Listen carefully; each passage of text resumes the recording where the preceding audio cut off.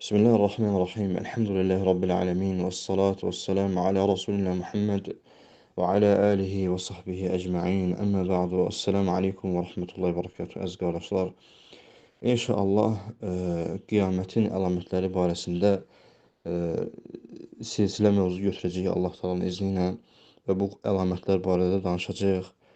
Hansı ki, qiyamətin baş verməsi və qiyamət günü bu Quran və sünnədə gələn ayə və hədislərdən sabit olmuşdur. Və həmçinin Allah Subhanahu wa Taala elə Quran-Kərim öz əziz kitabında qiyamət haqqında müstəqil bir surə nazil etmişdir. Hansı ki, o surədə qiyamətin bəzi əhvalları barədə xəbər vermiş və Rasulullah sallallahu aleyhi və səlləm də sünnədə deməli hədislərlə qiyamətin əlamətləri barədə bizə xəbər vermişdir. Və Allah Subhanahu wa Taala elə Qiyamət surəsində buyurur ki, və qiyamətə and içir, Lə uqsimu bi yevmil qiyamə. And içirəm qiyamət günə. Və alimlər də deyir ki, Allah Taala Quran-Kərimdə nəyə and içirsə, o şeyin əzəmətindən xəbər verir. O şeyin əzəmətindən xəbər verir. Və ayələrin davamında Qiyamət surəsində həmçinin Allah Taala'dan yəni o gün barədə şək şübhə içərisində olanlar, o gün barədə istehza edənlər, yəni o günün baş verməsindən, o həqiqətlərdən uzaq olan insanlar barəsində Allah Subhanahu taala buyurur ki: "Yes'alu eyyana yevmul qiyamah." O gün nə vaxt qopacaq deyə soruşurlar. Şübhəsiz ki, bu soruşma da inkar soruşması. Çünki onlar qəbul etmirdilər ki, Allah Resulü sallallahu aleyhi və səlləmlə və yaxud da ki, ondan əvvəlki rəsullarda da bu cür əhvallar olmuşdu. Buyurur ki, səndən qiyamət barəsində soruşurlar və Allah Taala o qiyamətin əlamətləri barədə Quran-Kərimdə buyurur ki, "Fəidə bəriqal basar." Göz bərələcəyi və xasəfəl qamar, ay tutulacağı və cüm'atiş şəmsi vəl qamar və cüm'aş şəmsi vəl qamar, günəşlə ayın qovuşacağı, yəqulul insanu yevmə idin əynəl məfar. O gün insan da deyəcək ki, qaçacaq yer hardadır? Və ayə bu cür davam eləyir. Barakallahu fikum. Deməli qardaşlar, qiyamətin əlamətlərinə ərəbcə deyirlər işratus sa'a. İşratus sa'a, yəni qiyamətin əlamətləri. Ümumiyyətlə qiyamətin əlamətləri böyük və kiçik əlamətlər olmaq üzrə ikiyə bölünür. Qiyamətin böyük əlamətləri və qiyamətin kiçik əlamətləri. Cəbrail hədisində, hansı ki çoxumuz bu hədisi bilirik, Cəbrailin insan surətində gəlməsi və sahabələrin arasında Peyğəmbər sallallahu aleyhi və səlləmdən bir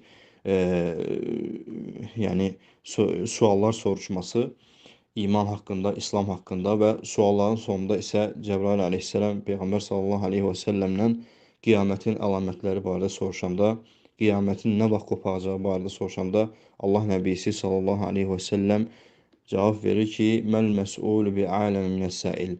Yəni bu barədə soruşandan çox bilmir. Yəni nə deməkdir bu? O deməkdir ki, sən bunu məndən soruşursan, bu qiyamətin nə vaxt qopacağı barədə, hansı ki bunun qopacağını mən səndən çox bilmirəm. Sən nə qədər bilirsənsə, mən də o qədər bilirəm. Ona görə də qiyamətin nə vaxt qopacağı barədə sadəcə Allah Subhanahu taala bilir. Quran və sünnədə isə bizə sadəcə bu qopanın, qiyamətin baş verməsinin əlamətləri varid olub sadəcə. Və bir neçə hədis var ki, hansı ki, qiyamətin qopması barəsində tarix verilməsi, bu hədislər də əslində əsli yoxdur və zəif hədislərdir. Hansı ki, bunlardan biri Təbaranidə gələn Dahhaqdan rəvayət olunan hədisdir və bu hədisdə Peyğəmbər sallallahu aleyhi və səlləmdən rəvayət olunduğuna görə dünyanın ömrü 7000 ildir. Və buyurur ki, mən son 7-ci minillikdəyəm. Və bu hədisə görə Suyuti rahimehullah deyir ki, Suyuti rahimehullahın vəfatı hicrətin 911-ci ilində baş verib. Suyuti rahimehullah deyir ki, yəni mən bu gün 911-ci ildə yaşayıramsa, hal-hazırda qiyamətin qopmağına 100 il və ondan da az bir müddət qalıb. Hansı ki 911-ci ildən artıq demək olar ki 500 ildən çox keçib.